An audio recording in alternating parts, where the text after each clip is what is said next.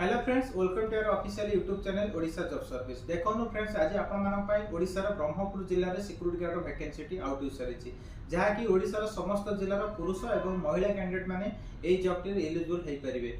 एसत आपर qualification जदि आपने 10 पास करेंगे तेज आपने जॉब टी एलिजिबल हो पारे।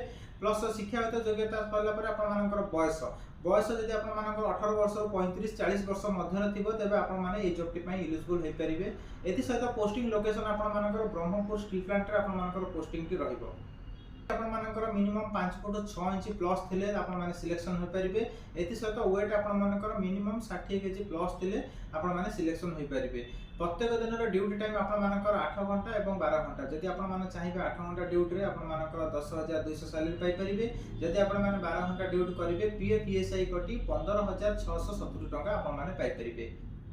अकोमोडेशन आपर फ्री ऑफ कॉस्ट रहिबो। फूडिंग आपर किछि चार्जेस रहिबो जोटा कि सैलरी आपर काट पारिबे। एदि सहित आपर important document Aadhaar card 10 certificate bank passbook photo police verification certificate एतिकी डॉक्यूमेंट थिले आपण माने ए जॉब टी सिलेक्शन हो पारिबे। जदि आपण मानक मधुर केही भी ए जॉब टी इंटरेस्टेड हेबे तेबे दिया जायतिबा official address Rasulgarh Bhubaneswar near Urmi hotel plot number 222 रे आपण माने सीधा सड़क जोगाजोग करी ऑफिस को विजिट करी जॉब टी को पाई परिबे। एति सहित आपण माने जदि किछि अधिक जानिबा को चाहउछथि दिया जायतिबा ऑफिशियली कांटेक्ट नंबर रे सीधा सड़क आपण माने जोगाजोग करी जॉब टी को पाई परिबे।